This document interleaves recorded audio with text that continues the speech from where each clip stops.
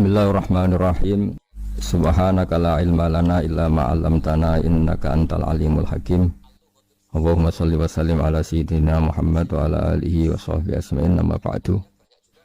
Yang sangat saya hormati Dekan Fakultas Kedokteran UGM, juga tri dari Profesor Zaini, Profesor Ova Amelia, yang terhormat Dr. Naini, Dr. Profesor Dr. Madarina Julia, dan semua yang hadir, termasuk teman kami Dr. Zulfikar, semua teman-teman kru, semua yang dari UGM, semua pendengar yang sangat saya hormati. Saya tidak akan cerita tentang perspektif kesehatan karena ini wilayah yang nangani kesehatan. Mereka lebih spesifik, lebih tahu. Tapi saya akan cerita tentang sejarah kurban. Tanggal 17 Juli yang lalu kami pas sowan Pak Quraisy Shihab. Beliau adalah teman Profesor Zaini, abahnya Mbak Ova ketika di Al-Azhar. Ketika Profesor SMA di sana, Pak Quraisy, itu Pak Zaini kakak angkatannya. Jadi dekat sekali, dan alhamdulillah kemarin Mbak Najwa juga sambung langsung sama Profesor Ova lewat adik saya, Mama itu. Dan ini itu Bufa, sangat penting ya. Jadi kalau dalam tradisi agama itu silaturahim adalah menyambung sesuatu yang seharusnya tersambung. Saya masih ingat pesanan Pak Zaini, berkali-kali beliau bilang saya, agama yang masuk negara enggak konflik itu diantaranya paling spesial itu Indonesia. Karena para wali ini mendampingi kultur daerahnya, tapi tidak benturan. Misalnya kalau orang Jawa dulu pakai sesajen di sawah-sawah, katanya dimakan penunggunya. Ya penunggunya sawah itu kalau dulu ya pikirannya itu makhluk gaib. Di era modern ya penunggunya itu ya kambing, ayam itu. Jadi ya memang yang makan itu akhirnya. Tapi dulu itu aneh, diistilahkan dimakan penunggunya. Kalimat penunggu itu apa ya gak jelas, apa dengan tanda petik, apa penunggu betul gak jelas. Wali-wali datang tidak mengkafirkan itu, tapi terus dirubah jadi sedekah ke tetangga-tetangga. Jadi kultur itu gak dilawan, tapi cukup diubah, jadi makani demit menjadi sedekah ke tetangga. Nah cerita kurban juga seperti itu. Dulu tokoh-tokoh Quraisy, penunggu Ka'bah, itu dulu sudah ndak tauhid, sudah musyrik kalau dalam bahasa agama. Itu di mana-mana termasuk kebutuhan pokok manusia itu kalau kumpul-kumpul itu makan-makan. Itu mulai dulu. Terus korbannya itu ya pasti perempuan mulai dulu. Jadi hanya bagian masak, boleh makan nanti ngenteni luyan itu, ngenteni bekas-bekasnya. Sehingga yang nyortir Abu Jahal CS itu. Jadi yang kurban harus hewannya bagus, spesial, bahkan nggak boleh dikawinkan. Hewan yang mau dikorbankan itu nggak boleh dikawinkan, nggak boleh pernah dikendarai, nggak boleh pernah dipakai bajak sawah dan sebagainya. Semuanya serba spesial. Nanti dikorbankan di Ka'bah. Yang dijual Ka'bah. Nah pertanyaannya, Ka'bah ini nggak pemakan daging, yang untung ya ketua-ketuanya ini, karena Ka'bah tidak doyan daging, dan itu ya di atas namakan Allah, ini demi taqarrub ilallah, demi. Sehingga mereka bilang waqalu hadhihi an'amu wa harsun hijrul la yat'amuha illa man nasa'u bisamihim. Ini hewan kurban harus spesial, dan yang berhak makan hanya orang-orang spesial, yaitu para penunggu Ka'bah, para sadanatul bait. Tapi karena mereka sudah tidak benar, tidak jujur, Islam mau merubah tradisi itu. Tapi kalau tradisi itu dirubah, maka Islam akan terkenal pelit, karena dari acara makan-makan menjadi tidak ada makan-makan. Jadi kadang kebenaran itu harus diganti dengan sesuatu yang tidak ekstrim, karena tadi dari acara makan-makan menjadi sama sekali nggak makan-makan. Maka terus diganti oleh Islam dengan kalimat udhiyah, dengan kata kurban. Nah kenapa itu harus terjadi? Karena kurban itu sebetulnya syariatnya Nabi Ibrahim, di mana orang Mekah itu memang turunan Nabi Ibrahim, sehingga sisa-sisa makan-makannya masih. Cuma mulai ada melenceng, ada sesajen, ada khurafat, ada bid'ah. Kemudian itu mulai masalah. Terus Rasulullah Muhammad SAW datang ingin benahi itu. Tapi yang dibenahi adalah menghilangkan kemusyrikannya, bukan makan-makannya. Akhirnya diganti oleh udhiyah. Nah kenapa ada kurban? Kalau dalam banyak literatur, Nabi Ibrahim alaihissalam itu Nabi yang paling, dengan tanda kutip, mengklaim kalau beliau itu orang paling sayang kepada Allah, paling dekat kepada Allah. Nggak ada yang dicintai selain Allah. Beliau memaklumatkan itu baik secara lisan maupun di gemuruh hatinya, di bisikan hatinya, di detak jantungnya, pikirannya seperti itu. Pas itu beliau belum punya putra karena beliau termasuk lambat punya anak. Suatu saat ditakdir punya putra yaitu Ismail. Pas seneng-senengnya jalan, pas seneng-senengnya punya anak, sama Allah disuruh nyembelih. Anak kamu harus kamu sembelih. Ibrahim kaget. Kenapa ya Allah? Kamu adalah orang yang sering ngomong bahwa yang paling kamu cintai saya. Tapi setelah ada anak kamu, kayaknya enggak. Protes Nabi Ibrahim, Pak. Yang benar Gusti, iya harus anak kamu. Karena beliau kadung janji, kadung komitmen yang paling dicintai Allah, tidak ada yang lain. Saya akan mencintai engkau ya Allah, meskipun harus mengorbankan anak saya. Singkat cerita terus disyariatkannya korban itu. Ketika Nabi Ibrahim berkomitmen melaksanakan perintah itu, Ismail juga mau nurut, bersama Allah diganti oleh hewan kurban yang bernama kambing itu. Sehingga versi cerita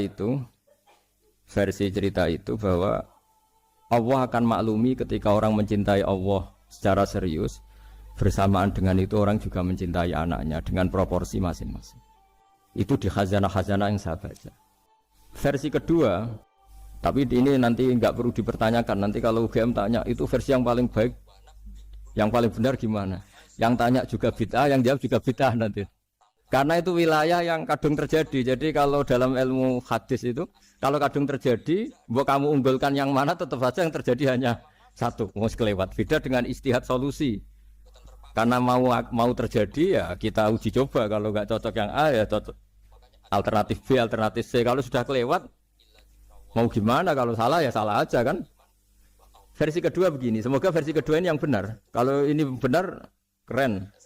Nabi Ibrahim itu memaklumatkan diri. Kalau dalam bahasa Arab itu iddia itu mengklaim bahwa dia adalah orang yang paling sayang terhadap makhluk Allah, semua hamba Allah. Terus beliau diterbangkan ke langit. Ya karena UGM ini lembaga akademik, nanti saya baca teksnya. Kalau bahasa Arabnya itu takbirnya. Diterbangkan ke langit, ke alam malakut. Ya tidak usah ditanyakan tanya terbang gimana, nanti ribet nanti itu. Setelah diterbangkan di langit, wa kadzalika nuri Ibrahim malakutas samawati wal ardh, diperkenalkan alam langit, terus dipertontonkan. Itu ada sekian hamba Allah yang nyabu, yang ngefly, yang dugem, pokoknya yang maksiat-maksiat itu. Ibrahim ditanya sama Allah, gimana itu mereka menurut kamu? Damirhum, habisi saja Allah. Mereka makan rezekimu, hidup di bumimu, tapi mereka tidak mengindahkan engkau. Matikan saja. Sama Allah diturutin. Jalan-jalan lagi sampai 3 kali peristiwa tempat-tempat maksiat itu dihabisin sama Nabi Ibrahim. Beliau minta sama Allah supaya itu dihabisin. Singkat cerita, terus beliau diturunkan sama Allah. Setelah diturunkan, ya Allah tidak jawab, tidak apa. Allah itu punya sunnah, punya tradisi. Dengan nabinya itu tidak jawab. Suatu saat Nabi Ibrahim disuruh bunuh anaknya, disuruh nyembelih. Protes kan? Gua samrotu fuadi, ini kekasih saya, putra saya, kenapa engkau nyuruh membunuh? Terus kata Allah, kamu tidak ingat, di malam kamu saya mi'rajkan, melihat hamba-hambaku, dan itu yang bikin aku, dan saya cinta sama mereka yang bikin saya, kamu enak saja minta dibunuh. Sengkerian gantian saya yang minta, kamu tidak nurutin gitu. Kamu pas minta saya tidak tak pikir, langsung tak turutin. Kenapa saya yang sekarang minta kamu mikir gitu. Tapi huwa samratu fuadi, itu buah hati saya. Dan memangnya makhluk-makhluk itu makhluk siapa? Saya yang bikin. Kamu enak saja nyuruh bunuh.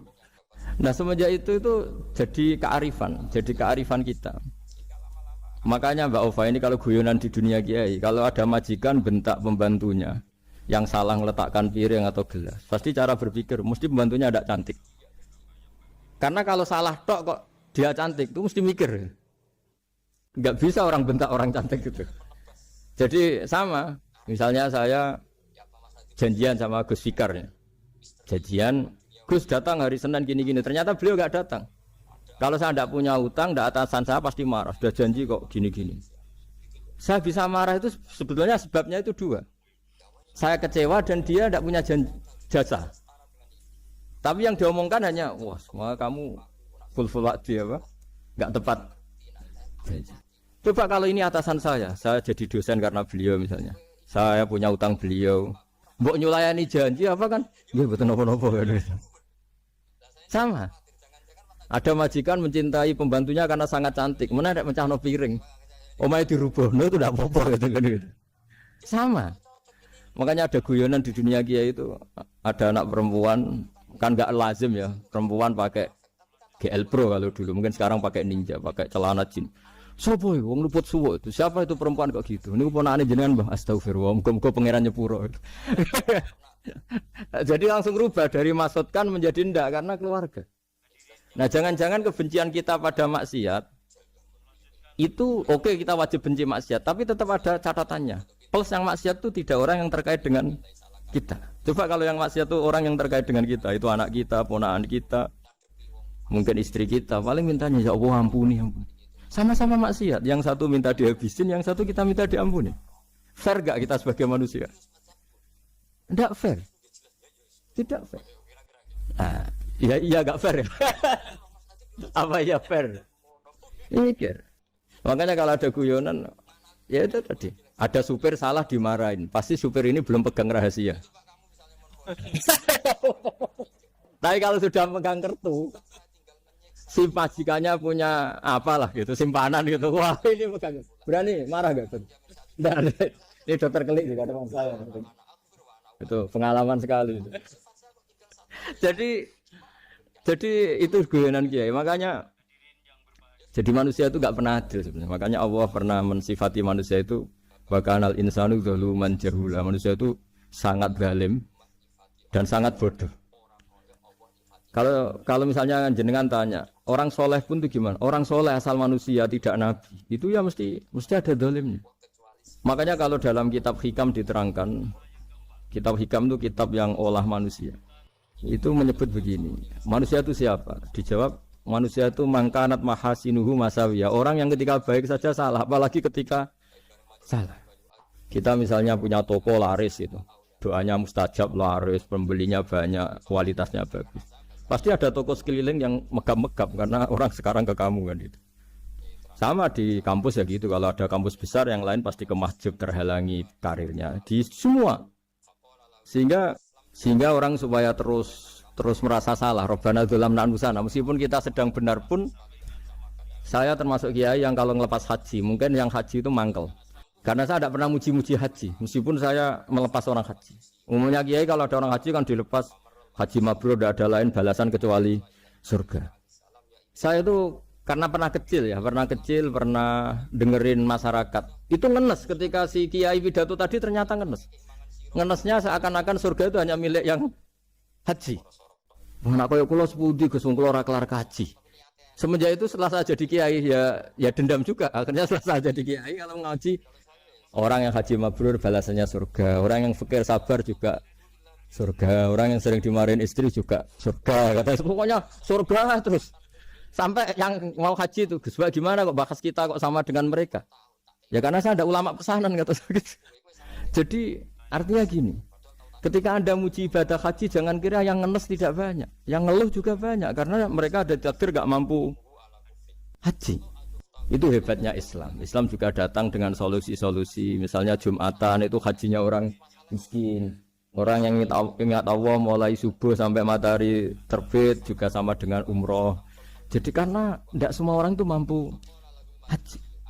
Jadi itu Islam. Jadi nanti tak bacakan, jadi versi kedua itu Nabi Ibrahim diperingatkan Allah bahwa tidak seperti itu cara mengelola hamba. Nah, Islam ini kata Allah anit tabi' millata Ibrahim hanifa. Referensinya Islam, mentornya Islam itu Nabi Ibrahim. Sehingga kita alhamdulillah punya sejarah wali songo. Saya punya orang tua Kiai Nur Salim itu sayang sekali sama umat. Mbah Mun juga gitu. Saya sama Profesor Zaini itu sudah mulai tahun 2000 terus tiap hari ketemu juga nggak pernah kecewa. Beliau itu pernah disalahpahami, mungkin Bu Ova belum dengar ini. Pernah disalahpahami karena beliau itu tangan kanannya karena gak kuat. Jadi kalau ngambil papa itu pakai tangan kiri. Itu pernah disalahpahami ya, mungkin orang hasud karena tidak mengkonfirmasi langsung mengklaim beliau itu kiai profesor kalau apa-apa pakai tangan kiri. Kira-kira pertanyaan sunnah rasulnya mana? Beliau itu ya hanya corong Jawa itu berambang, agak nangis tapi tidak sampai keluar air mata. Beliau bilang gini ke saya. Nah, seharusnya gimana Mas Pak? Ya kalau Pak Zaini ingin jadi wali ya tidak usah menjelaskan. Kalau Pak Zaini ingin menjelaskan berarti ingin diakui makhluk. Tapi kalau nggak dijelaskan mereka salah paham terus. Tapi cepat jadi wali karena sudah mulai mengabaikan apa kata mereka. Tapi kalau menjelaskan ya enggak. Ya lama jadi walinya, tapi bagusnya orang enggak salah paham. Pak Jeni tertawa-tawa. Jadi wali apa enggak? Jadi saya tuh lama sekali sekamar dengan beliau ada di Badan Wakaf ya Mas Fajar ya. Badan Wakaf yang atas itu kan dulu tempatnya Pak Rektor kan kosong. Nah, itu kita tempati sama Pak Jeni bertahun-tahun tiap hari diskusi. Dan nggak pernah ceritanya beliau itu penting. Karena seneng guyon, memang khasnya ulama itu seneng guyon. Kemarin saya ketemu Pak Kures, beliau cerita, saya ini punya idola Gus Pak. Kalau manggil saya Gus kadang ya Pak. Dulu beliau doktor filsafat. Lama-lama jadi Syekhul Azhar. Itu kalau ke kuliah pakai bis ya. Kata Pak Kures pakai bis. Suatu saat di Al Azhar itu kan beda dengan di yang lain ya, agak-agak modern. Si gurunya ini, beliau itu karena banyak yang berdiri, beliau duduk ada perempuan berdiri, terus yang lelakinya berdiri, terus jatah duduknya dikasihkan perempuan. Perempuannya itu pakai pakaian yang agak minim, agak seksi lah, agak minim.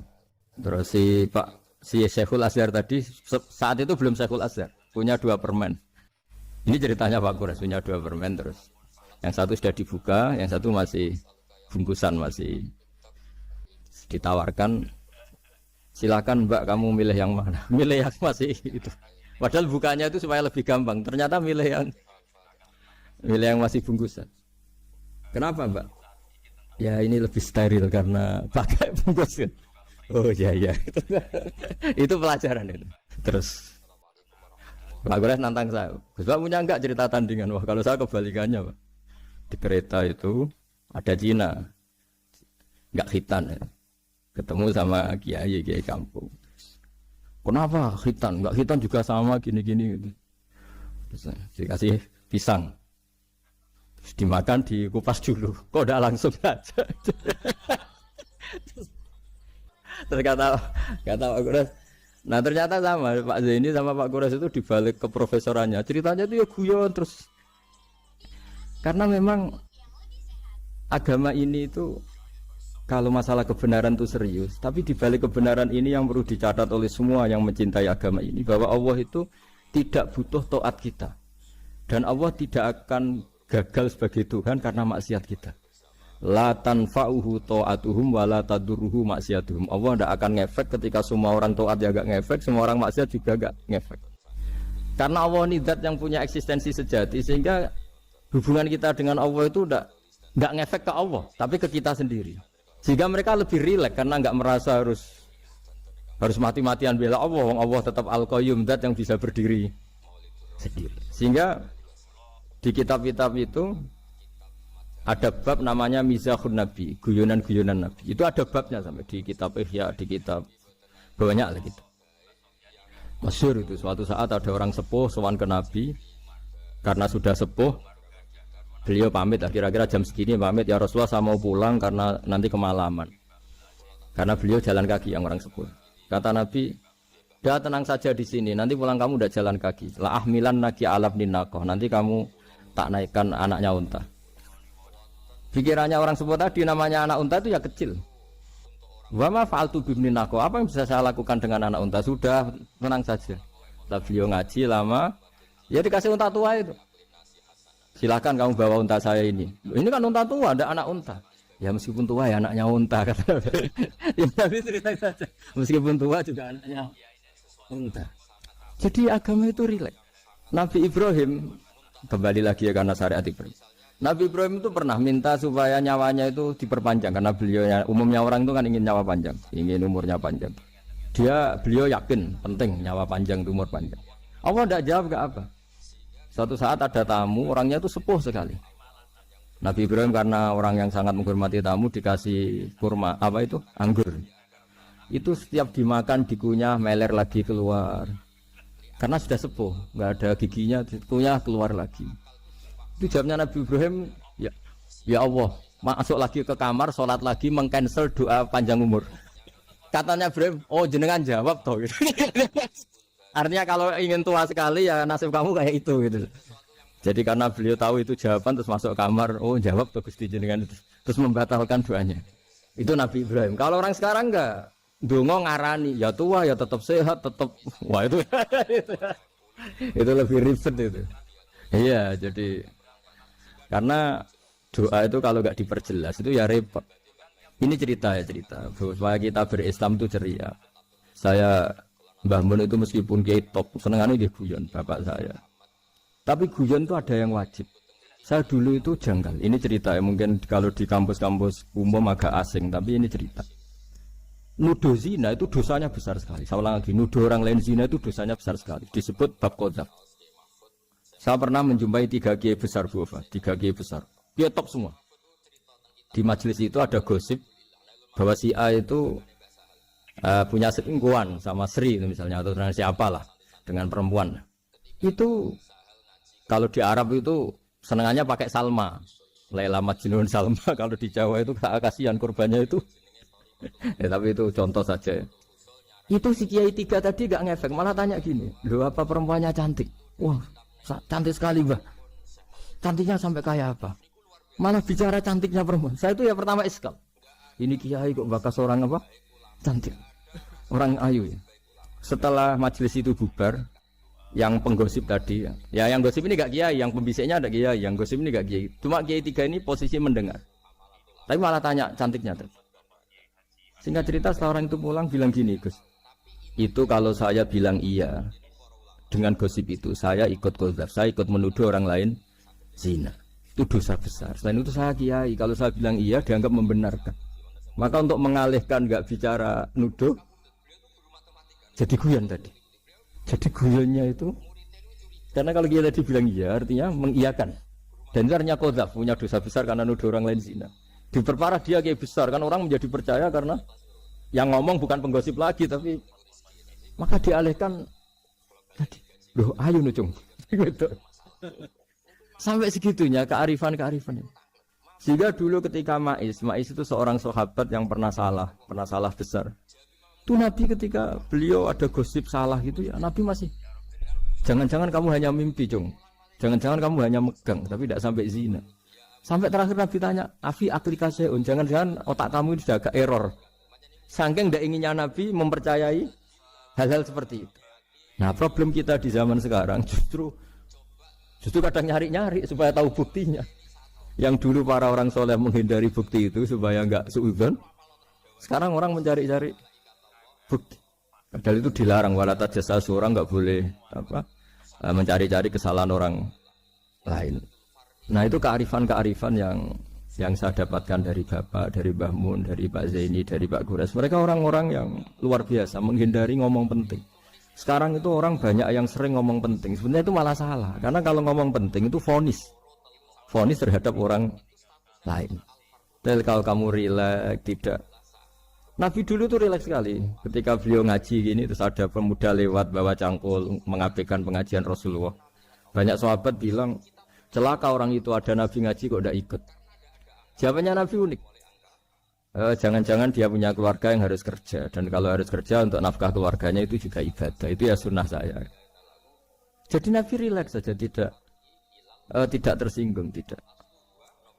Nah, kenapa kita butuh rileks? Karena kebenaran sekali dipaksakan itu jadinya benturan. Dan itu wali-wali Songo itu dulu sudah berpikir seperti itu. Sehingga Pak Zaini yang sering ngendikan sama saya, kita ini bisanya mengikuti Mas Bah, kalau manggil saya Mas, tidak bisa benturan. Sehingga tadi ada modifikasi dari sesajen menjadi sedekah, dari apa menjadi apa. Jadi tidak langsung benturan. Dan itu khazanahnya, bacaan-bacaannya banyak sekali. Termasuk peristiwa Udhiyah tadi. Jadi dulu kurban itu dipakai ajang orang-orang tokoh Quraisy supaya dapat daging yang bagus di atas namakan Ka'bah. Jadi agama ini dijual mulai dulu. Kuno agama ini dijual. Dan agama mulai dulu ya prospek. Ka'bah itu bisa menyedot wisatawan berapa, wisata religi. Sehingga dulu ada Ka'bah tandingan, perhitungannya juga ekonomi. Jadi mulai dulu itu ya sudah seperti itu, mau apa Mang, Allah bikin dunia seperti ini.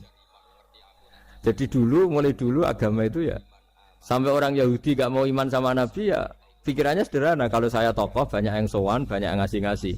Kalau saya ikut Muhammad, saya anak buah, yang ngasih saya siapa? Jadi perhitungannya juga ekonomi. Jadi ketika Abraham mau bikin Ka'bah tandingan, itu perhitungannya juga ekonomi. Jadi ribet kan memang kalau manusia itu sudah ribet. Tapi Islam ini datang bukan untuk itu, tapi memaklumi itu. Itu hebatnya Nabi Ibrahim. Ketika beliau berdoa, ya Allah, keluarga kami saya tempatkan di Mekah. Rabbana liyuqimus sholata faj'al af'idatam minan nasi tahwi ilaihim warzuqhum minas samarat.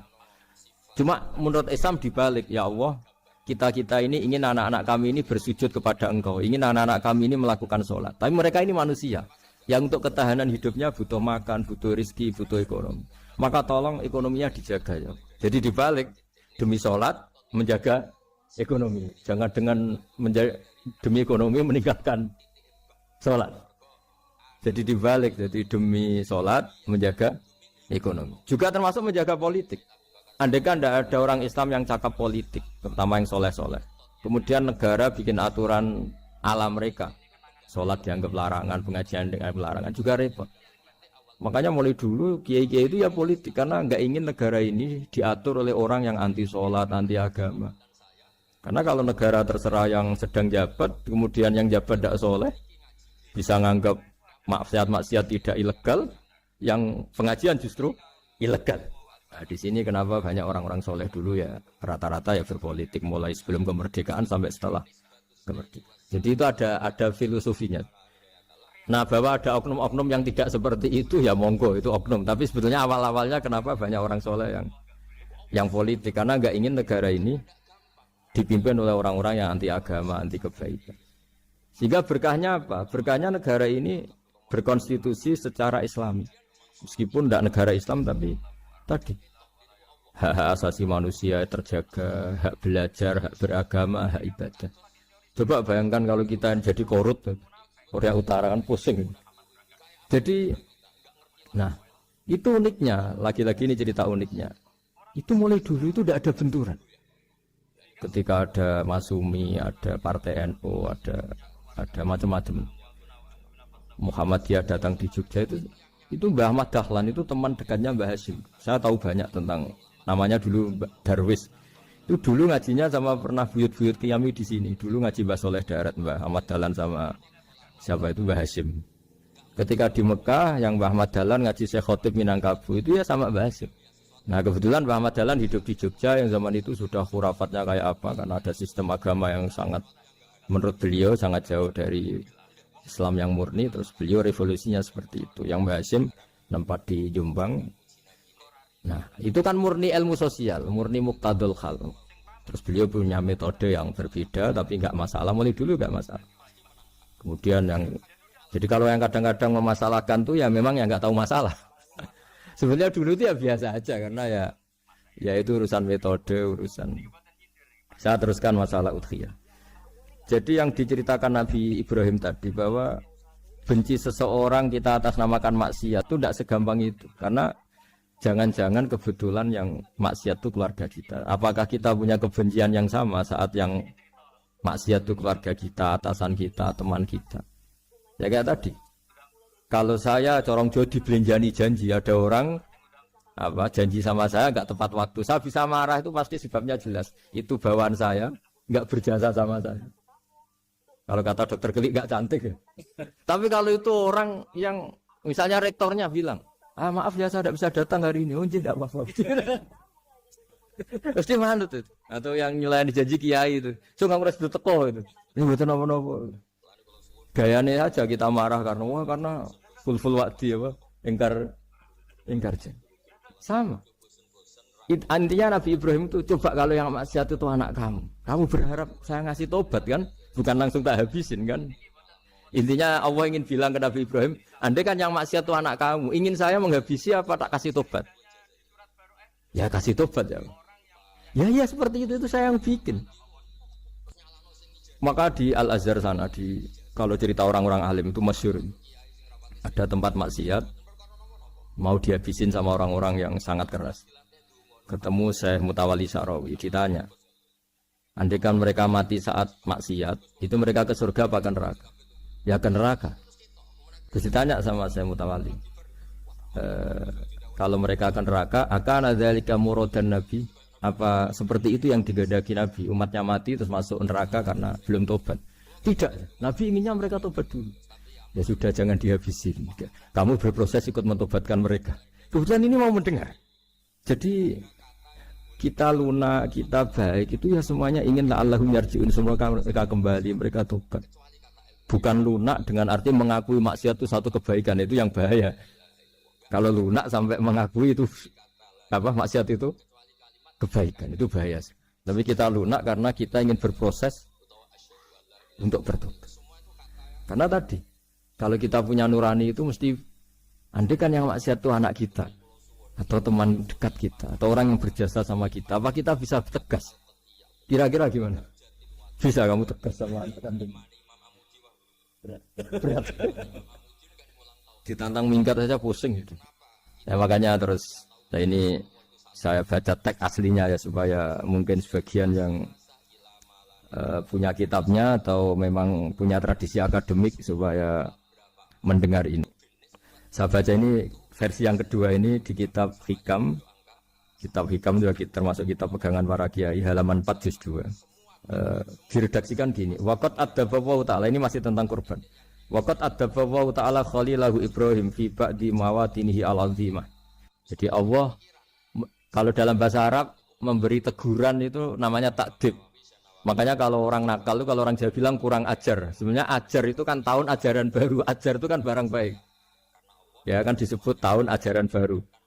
Pengajaran. Ajar itu kan barang baik. Jadi kalau kurang ajar berarti kurang baik. Itu bahasa Arabnya orang yang kurang ajar perlu diajari. Itu kalau orang Arab bilang ditakdib. Diwarai toto kromo, diadabkan. Jadi belum punya adab diadabkan. Ya, itu udah, tapi tentu Nabi Ibrahim nggak sampai kurang ajar, ini kan cerita bahasa ya. Jadi kalau sebenarnya ajar itu udah buru-buru sama kurang ajar, berarti orang ini kurang pelajaran, kurang. Tapi di Jawa itu agak salah kaprah, kalau kurang ajar itu ekstrim. Misalnya duduk di meja itu disebut kurang ajar. Sebenarnya ada se-ekstrim itu. Saya teruskan ya.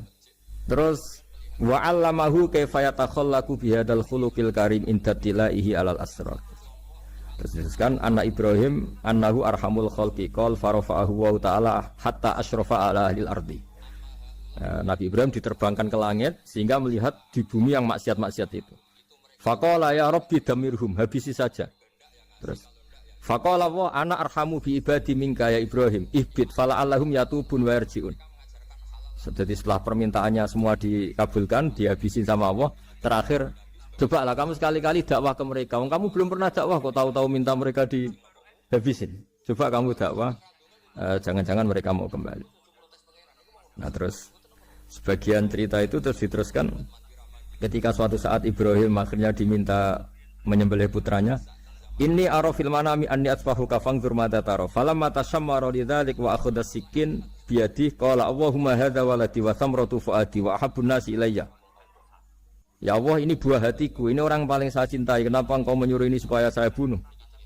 Terus beliau dijawab sama Allah, ama ta'lamu anni rahimun bi ibadi kama anta syafiqun bi waladik.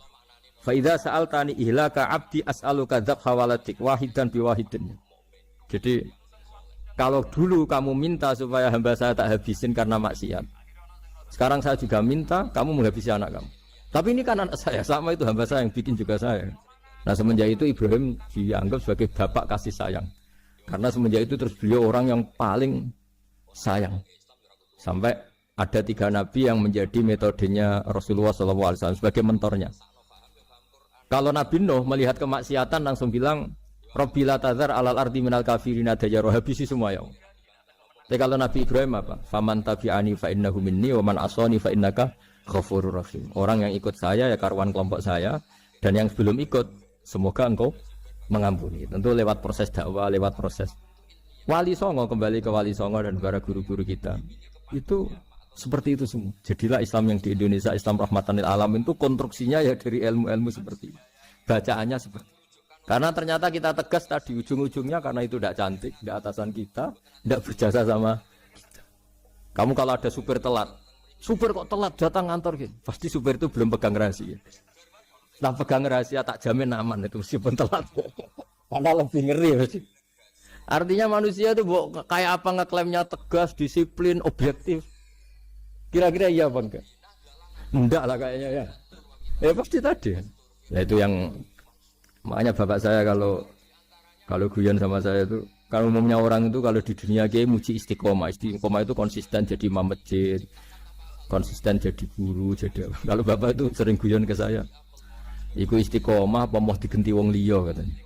Artinya di balik istiqomah itu juga ada catatan lain. Jangan-jangan ambisi gak mau diganti orang lain. Jadi intinya manusia itu dalam benar saja ada unsur salahnya, apalagi pas salah gitu maksudnya. Nah ya pas benar saja ada unsur salahnya, apalagi pas salah. Nah itulah dengan sudut pandang seperti ini adalah orang terus gak gampang menghakimi orang lain. Karena manusia yang baik adalah cukup dia merasa aibnya banyak, salahnya banyak, kemudian itu menyibukkan dia dari mencari-cari aibnya orang lain. Makanya kalau dalam cerita Ibrahim alaihissalam karena kurban itu identik dengan syariatnya Nabi Ibrahim. Ini saya punya catatan yang kemarin tak baca juga di Jakarta. Di suatu saat Nabi Ibrahim itu didatangin orang Majusi dulu. Orang Majusi itu ya tidak beragama. Sehingga cerita Nabi Ibrahim itu terkenal kaya dan suka menghormati tamu. Dulu tamu itu sangat penting dihormati karena dulu nggak ada warung, terus padang pasir. Kalau sekarang itu ya wajib dihormati tapi tidak wajib-wajib banget. Karena biasanya sudah marung di mana-mana. Sudah marung di mobilnya bawa apa? Bekal. Kalau dulu di padang pasir kalau tamu nggak dihormati bisa mati betul. Kadang 2 hari perjalanan itu nggak makan nggak apa karena di padang pasir warung nggak ada nggak bisa ngopi-ngopi ya dulu. Sehingga kalau menghormati tamu dulu itu pahalanya luar biasa ngasih makan itu. Kalau sekarang ya pahalanya biasa aja karena ya tamunya makannya ya biasa aja karena sudah kenyang duluan itu. Singkat cerita orang ini datang ke Ibrahim minta dikasih makan. Nabi Ibrahim mengatakan kamu sarannya harus Islam dulu, kalau enggak kasih makan. Karena Ibrahim itu seorang nabi dan beliau komitmennya seperti itu, si tamu tadi putus asa. Akhirnya wala itu ya sudah meninggalkan Ibrahim. Setelah beberapa jangkah, Allah bilang ke Nabi Ibrahim, orang itu umurnya berapa tadi bilang ke kamu? 50 tahun. Pernah enggak orang itu kelaparan? Kata Allah, enggak, baru ini kelaparan. Kata Allah, mundu khamsina sanatan nut'imuhu ala kufri. Falau nawal tahu lukmatan min ghairi antu talibahu bitahiri dinik lakana ahsan. Orang itu umurnya 50 tahun. Itu ya tak kasih makan, padahal dia majusi. Kamu baru diminta sehari saja minta syaratnya Islam. Terus itu ada di kitab apa Ar-Risalah Al-Qusairiyah di halaman 262. Jadi cuma dulu itu motifnya semuanya agama, bukan atas nama demokrasi atau kebebasan beragama. Karena dulu itu orang dulu itu kan saking sayangnya Allah apa-apa konstitusinya ya perintah Allah. Dan ternyata perintah Allah seperti itu. Akhirnya dipanggil. Kemana ya majusi ke sini tak kasih makan. Terus majusinya kan kaget. Ada apa? Kenapa kamu rubah? Ditegur Tuhan. Iya, ditegur Tuhan. Jadi dan alhamdulillah saking simpatiknya orang Majusi tadi akhirnya masuk Islam. Sama itu kan mirip orang Yahudiyah atau Yahudi itu yang tanahnya itu diambil ya sama Amr bin As untuk perluasan masjid di Mesir. Ya, ketika lapor ke Sayyidina Umar, ngiranya itu kan dibenarkan perluasan masjid, ternyata Umar belain yang Yahudi. Iya, yang punya tanah harus dikembalikan tuh haknya. Jadi Islam itu menghormati hak kepemilikan meskipun itu milik non muslim. Jadi kata Allah, mut khamsina sanatan nut'imuhu ala kufri. Kalau nawal tahu lukmatan min ghairi antu talibahu bitahiri dini. Mbok dikasih makan aja, enggak usah nyuruh ganti agama. Wong saya saja yang Tuhan. Ngasih makan dia sudah 50 tahun. Tambah syarat. Tambah syarat.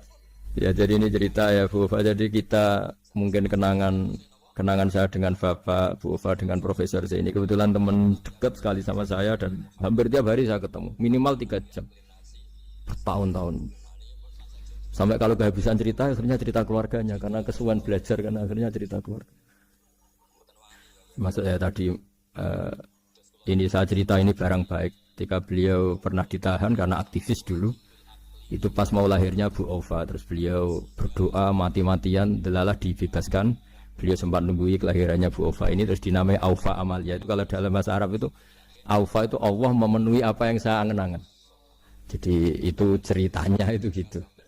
Jadi nama itu spontan aja ketika iya, jadi beliau itu aktivis dulu.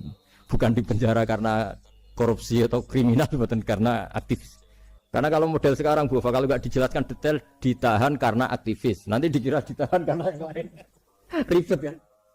Jadi ditahan karena beliau itu dulu aktivis, bukan karena. Ya saya kira demikian. Monggo kalau ada sesi tanya jawab, kalau tapi yang ringan-ringan saja nanti jadi serius. berapa pertanyaan? Apa waktunya pakai waktu? 10 menit ya? Ini pas. Ya, terima kasih Pak Gus Baha yang sudah menyampaikan cukup baik ya untuk pencerahan kita semua terkait dengan bagaimana kehidupan bermasyarakat dan bagaimana kita mensikapi salah benar, begitu juga terhadap orang-orang yang mungkin selama ini tidak kita duga, ternyata banyak hal-hal yang kita dapatkan pada sore hari ini. Saya yakin dari pemirsa atau dari Bapak Ibu yang hadir secara langsung maupun virtual ada hal-hal yang akan ditanyakan. Kita masih punya waktu cukup, kurang lebih 1/4 jam. Oh, kelamaan ini. Kelamaan, iya. Tadi 10 menit perjanjiannya. Tadi 10 menit. Iya. Pas ini. Kami persilakan dari yang hadir terlebih dahulu. Sudah sangat jelas berarti.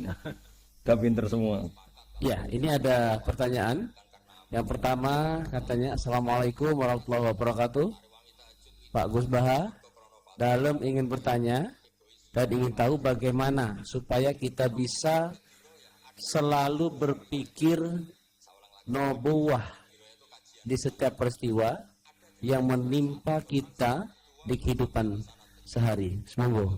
Gimana? Ulang lagi.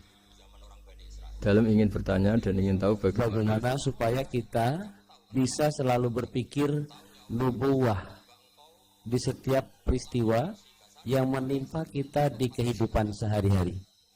Begini ya, jadi andaikan kita baca banyak, setidaknya sering mau mendengar, ya hidup itu sangat baik, bukan sekedar baik, sangat baik. Misalnya kita sedang dapat nikmat, ya Islam menganjurkan syukur, syukur itu ya dapat pahala. Kalau sedang banyak masalah seperti sekarang mungkin ada pandemi apa, Islam mengajarkan sabar, sabar itu juga pahala.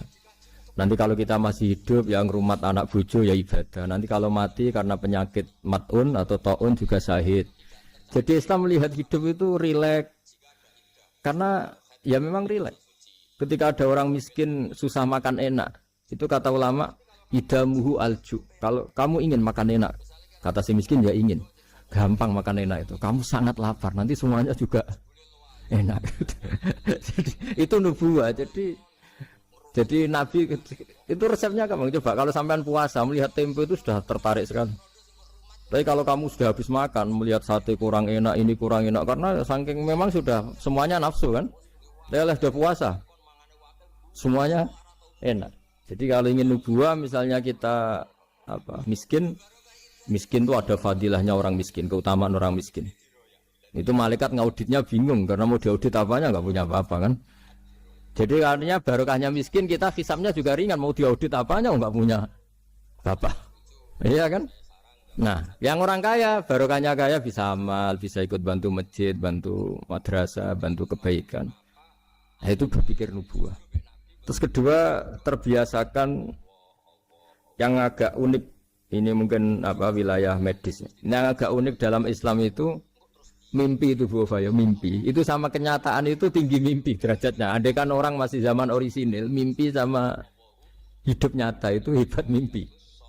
Karena begini, misalnya saya melihat ibu-ibu sama bapak-bapak melihat langsung seperti ini. Saya mesti berpikir nafsu. Kalau yang saya punya kepentingan, ini tak anggap orang prospek. Kalau yang nggak punya kepentingan, tidak prospek. Pertanyaannya adalah, orang yang saya anggap prospek bisa membantu saya, ternyata jenisnya kikir. Yang tak anggap tidak prospek, ternyata jenisnya dermawan. Kita kan sebenarnya nggak tahu.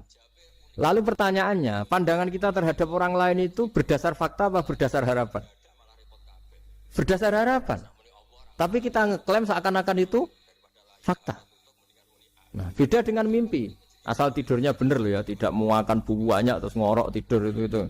Tidurnya benar misalnya kita posisi normal, wudu, setelah wudu baca ayat kursi terus tidur kayak posisi orang meninggal ya, apa mujur nggak utara ya. Iya, pokoknya kayak orang meninggal itu. Ya utara dan selatan terus menghadap kiblat. Itu kalau mimpi itu ada alamat-alamat yang lebih orisinal daripada kehidupan nyata.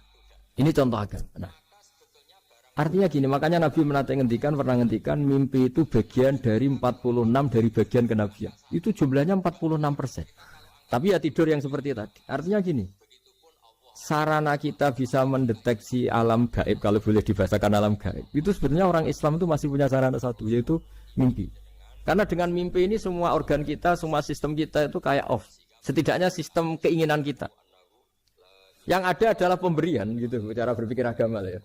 Saya tidak tahu kalau cara berpikir media. Jadi kalau orang tidur, itu sistem keinginannya dia kan habis, hilang. Yang ada keinginan Allah. Jadi dia posisi diberi. Tapi kalau kita terjaga gini, melihat orang lain, wah ini prospek, ini enggak. Padahal faktanya, orang ini yang kita sebut prospek ternyata antipati sama kita, atau enggak keinginan nolong kita. Yang kita bilang enggak prospek, justru orang yang di hatinya ingin menolong kita. Kan enggak pernah tahu gitu. Makanya banyak orang salah pilih kan di situ. Karena bagaimana orang lain kamu vonis atau kamu hakimi, kamu statuskan sesuai keinginan kamu. Kalau mimpi kan enggak bisa. Nah sehingga kalau dalam penelitian Bu, kenapa Nabi itu, mimpinya Nabi itu wahyu. Ya kan kalau dalam agama kan mimpinya Nabi itu wahyu. Karena tidurnya normal gitu. Normal artinya kelas A tadi lah. Makanya banyak orang awam pun yang wah, sing tak sekseni persis mimpiku, yang saya saksikan persis mimpi saya. Orang awam saja ngalami, apalagi yang Nabi. Artinya untuk mendeteksi nubuah, selain tadi ya, kita kan seperti yang saya ceritakan berkali-kali. Kalau ingin nubuah itu sebenarnya gampang, maksudnya bermental nubuah. Kalau saya sekarang hidup, ya anggap saja bisa melakukan kebaikan lagi. Kalau sekarang saya mati atau akan mati, anggap saja mati itu mengakhiri semua potensi keburukan Anda. Sekarang mungkin kita ada zina, ada korupsi, ada maling. Tapi siapa yang bisa menjamin bahwa kita tidak akan maksiat di masa depan? Dengan mati, potensi itu hilang. Makanya Nabi melihat mati itu ya sederhana. Wa tawaffani idza kanatil wafat khairan li. Ya Allah, hidupkan kami ketika hidup kami menambah kebaikan. Matikan kami jika mati itu mengakhiri kejahatan.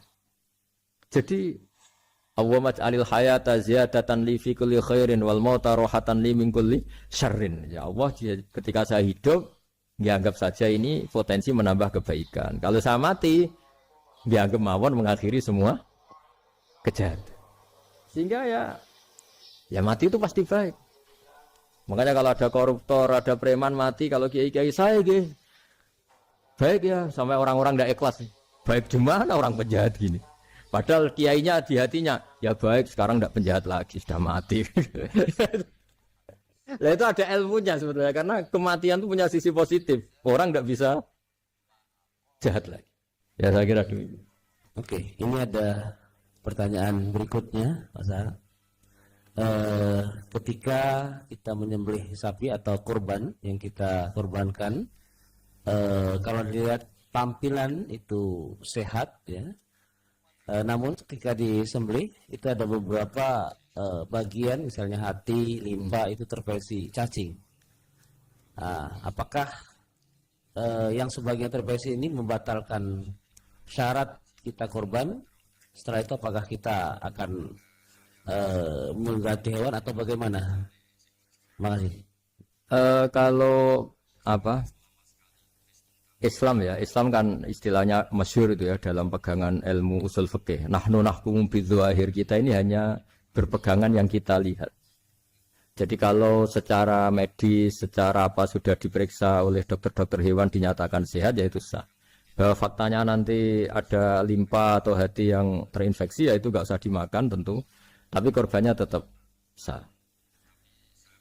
Nah beda dengan misalnya suatu saat mungkin ya ada satu kemampuan observasi medis yang komprehensif sampai hewan yang lahirnya sehat bisa dideteksi ini ya mungkin kalau milih itu karena harga murah ya menjadi dasar kan karena motifnya kikir. Tapi kalau dari awal tidak tahu ya tetap sah itu. Ya, sambil nunggu pertanyaan, ini ada beberapa mungkin titipan pertanyaan. Titipan pesanan. Pesanan ya. Sudah kayak partai politik. Bahwa ya kalau dulu kan misalnya Nabi Ibrahim itu memang orangnya sudah Islaminya kuat, Iya. dengan Allah itu memang sudah percaya dan memang pasrah gitu ya. Ketika ingin menyembelih putranya itu adalah untuk peningkatan keimanan atau ketakwaan. Iya, iya. Nah, kira-kira dalam aplikasi sekarang, kira-kira apa yang kira-kira bisa menyamai seperti itu?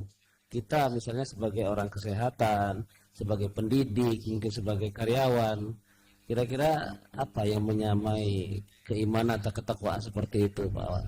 Oh ya, jadi saya punya kitab namanya Khilyatul Aulia. Di situ ada beberapa catatan orisinil ya yang ada di kitab Taurat, Injil yang masih orisinil. Karena perawinya, pencatatnya itu orang yang Coro Jawa menangi lah, yang pernah neliti itu. Itu diantara yang diceritakan di kitab-kitab itu adalah memaklumatkan diri, bikin sarana publik yang mudah dimengerti. Jadi kita pakai contoh yang awam saja ya. Kita tahu kalau itu bidan karena di situ ditulis bidan siapa. Di Handayani misalnya. Di situ dokter gigi ditulis dokter gigi. Kita tahu itu dokter gigi. Toko juga gitu, ini toko bangunan. Terus kita tidak salah pilih. Masa beli lipstik di toko bangunan. Semua itu barokahnya tulisan itu. Barokahnya maklumat itu. Nah, dulu yang dituhankan itu berhala. Berhala itu barang fisik muncul. Akhirnya nggak ada pilihan lain orang menyembah berhala karena itu yang dimunculkan.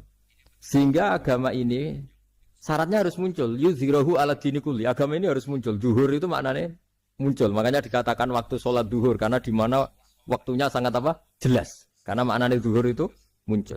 Nah, Nabi Ibrahim itu nabi yang setiap malam munajat. Itu doanya gini, ya enggak doa ya kayak bergumam emosi. Tapi emosinya Nabi.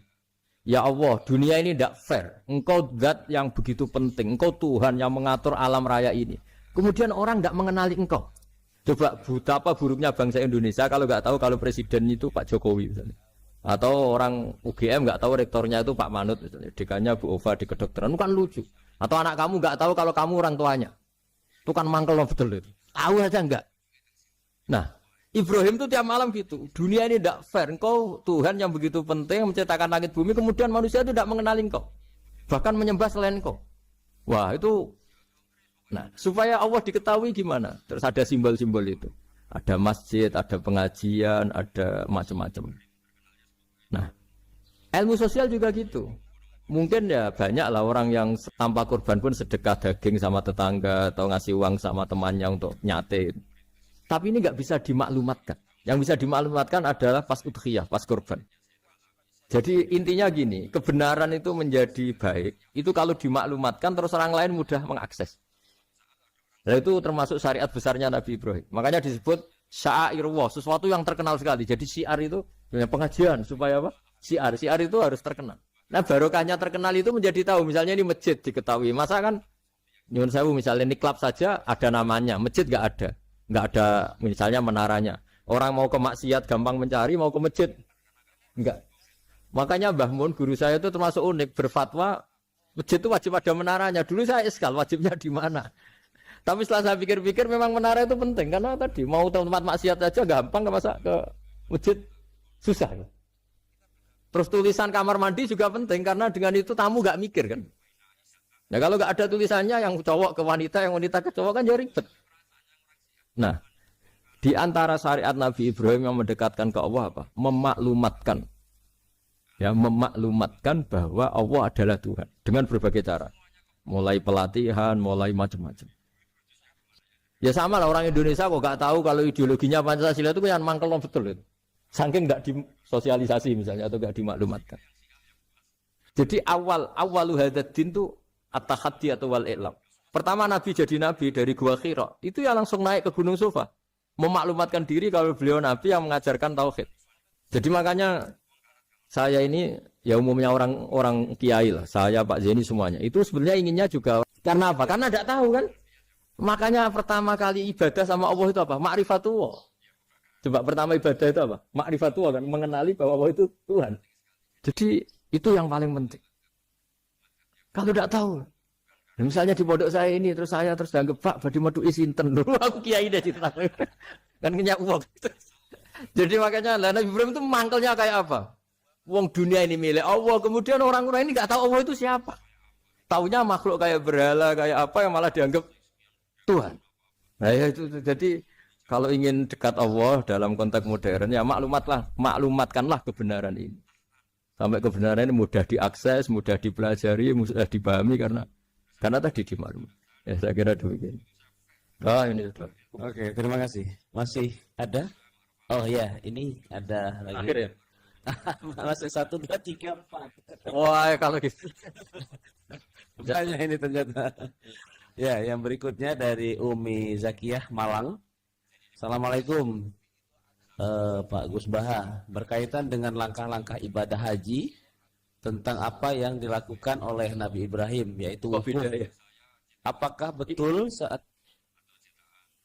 yang di layarnya kok beda? Yang Umi Zakiyah,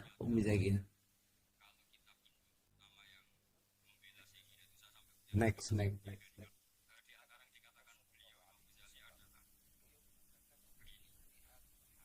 Firman terus. Nah iya. Dewi Ismi. Harus dibatasin kan? Oh iya. Iya nanti kita batasi. Kok nanti ya? Ini soalnya sangat menarik ini. Iya. Ini ada Dewi Ismi. Apakah benar? Ya ini. Apakah benar kisah penyembelihan Ismail itu dipalsukan?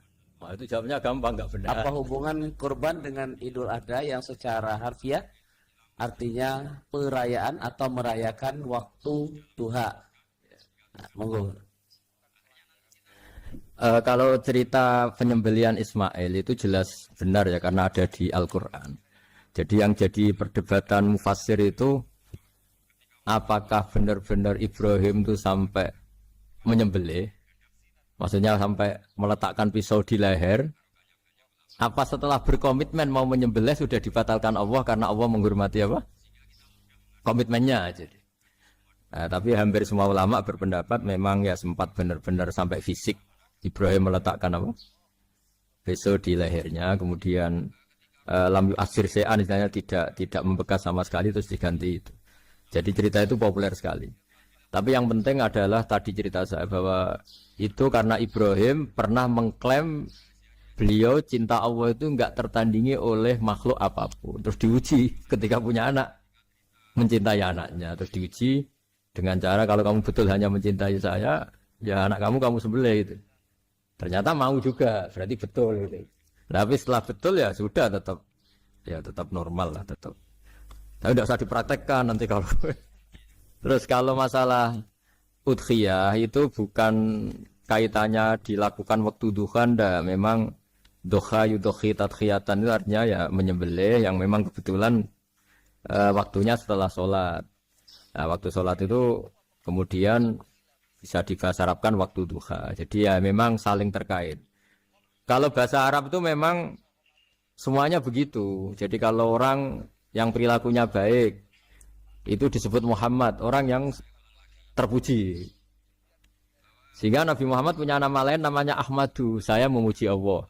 Kan Hamidah Ahmadu, kalau ingsun Ahmadu saya memuji. Jadi kalau bahasa Arab memang itu bofa. Kalau bahasa Arab itu memang unik. Bahasa Arab itu semuanya itu merujuk kosakata. Makanya kalau Pak Quraisy menulis tafsir itu mesti melibatkan kosakata. Kayak Rasul itu asli maknanya Rasul itu ya utus bareng yang korban kan harus sama suaminya orang kan. Ya saya bilang gitu. Ya Allah itu tidak kayak yang kamu pikirkan gitu. Kalau dia ikhlas ya nanti kan tetap ke surga itu ya gampang saja lah, tidak harus seperti itu. Dia baik.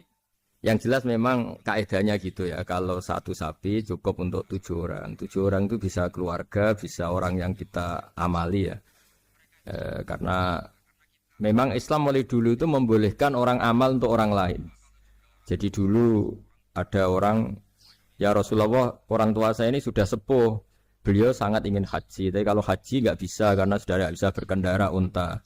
Kata Nabi, ya sudah kamu saja yang haji sebagai ganti bapak kamu. Sehingga idza mata ibnu Adam in qata amalu itu termasuk anak yang soleh, sedekah dan apa. Memang mulai dulu Islam itu ada beberapa hal yang amal itu bisa diamali pada orang lain. Awaladin sholihin yatullah, terus adalah beberapa. Nah kurban juga gitu, biasanya anak-anak yang soleh itu perasaannya, dulu bapak kami miskin, nggak mampu berkorban, nggak mampu akikah. Biasanya anaknya terus melakukan itu untuk bapaknya. Nah memang jadi perdebatan ulama, apakah kemudian mayit ini dapat pahalanya enggak? Jawabannya gini, kalau mayit itu orang soleh dapat. Kalau nggak soleh, itu kemungkinan dapat kecil. Misalnya gini, ada mayit yang zaman hidup itu antipati ngamal. Kok enak, duitku sing ngilang, wong liya nyate gitu. Dia mentalnya mental kikir yang beranggapan kok kenaan tetangga kami, uang kami yang habis, orang lain yang nyate. Terus dia mentalnya gitu dibawa mati. Kemudian anaknya soleh, berkorban untuk bapaknya. Lah yang seperti ini ada potensi nggak sampai karena dia tidak pernah punya niat. Itu beda dengan orang yang zaman hidup memang ingin korban, cuma secara ekonomi nggak mampu. Makanya pentingnya innamal a'malu binniyat itu di situ. Amal itu terserah niat. Dalam banyak sarah, ya sarah itu penjelasan yang rinci itu dijelaskan. Kenapa orang mukmin masuk surga selama-lamanya? Padahal dia jadi mukmin hanya 80 tahun. Misalnya kita hidup di dunia kan rata-rata 80 tahun. Karena dia berkomitmen andikan hidup 1000 tahun juga tetap mukmin. Andikan hidup 2000 tahun ya tetap mukmin, tetap sholat. Setiap orang sholat perasaannya gitu. Andikan kita hidup 2000 tahun juga tetap seperti ini kan, ya tetap sholat, tetap. Nah, sehingga karena niat itu dia diganjar surga selamanya. Karena dia bayangkan andikan di dunia selamanya juga akan iman selamanya. Nah, orang kafir juga berkomitmen gitu. Yang belum rubah maksudnya. Kalau dia hidup ya akan kafir terus. Ya, makanya dia kafirnya 80 tahun. Misalnya hukumannya juga neraka yang lama sekali karena. Nah kira-kira itulah. Makanya kalau mayat tidak soleh ini kita yang sebagai ulama berdebat karena tadi. Itu kan ibarat gini, ada mayat sama sekali nggak pernah sholat. Bahkan dulu itu mengkritik orang sholat. Terus dia mati, anaknya jadi orang soleh sering tanya saya, Gus sholatnya bapakku tak kodoin ndak? Wong era sholat kodoin yuk aku hati kan? Beda dengan misalnya kita punya bapak soleh, misalnya terus pas beliau koma ya kayak Pak Nisar ini koma 2 hari kan keluarganya kalau kodoin kan paling 2 hari pas koma. Lah ini orang nggak sholat mulai kecil sampai tua sampai mati. Anaknya soleh tersiksa, anak saya tak kodok ikat. Lah bapakmu sholat boten. Wah ya kesel gue. Sudah kesel, orang ini nggak pernah berkeinginan sholat. Kan beda dengan Nyun Sewu ibu saya atau bapaknya Mbak Ova. Memang ibu saya ya tidak sholat itu karena sudah koma atau sudah apa, sudah banyak alat-alat medis yang terpasang. Ini cara ngodoi jumlahnya ya jelas dan sumbut karena memang beliau andikan sehat komitmennya juga sholat. Nah ini yang orang kadang salah kaprah, bisa enggak amal sampai mayit? Sebetulnya di dunia ulama perdebatannya bukan masalah sampai tidaknya. Mayitnya ini siapa? Kalau mayit ini soleh jelas. Dawe Nabi man sana sunatan hasanatan falahu ajruha wa ajru man amila biha ila yaumil qiyamah. Orang baik kemudian mengajarkan kebaikan pasti dia dapat investasi kebaikan itu. Dan siapapun yang meniru dia dapat sahamnya. Itu enggak ada perbedaan antara NU, Muhammadiyah, Wahabi semuanya sama. Yang debat itu yang nggak paham, tak jamin itu yang debat itu yang nggak paham. Wong hadisnya jelas sahih apa? Siapa yang mensyariatkan kebaikan, kemudian kebaikan itu ditiru oleh orang setelahnya, maka dia akan dapat kebaikan itu dan kebaikannya orang yang meniru itu. Itu kan hadis sahih, nggak ada perdebatan sama sekali. Ya terus yang terakhir ini terakhir betul itu. Ya.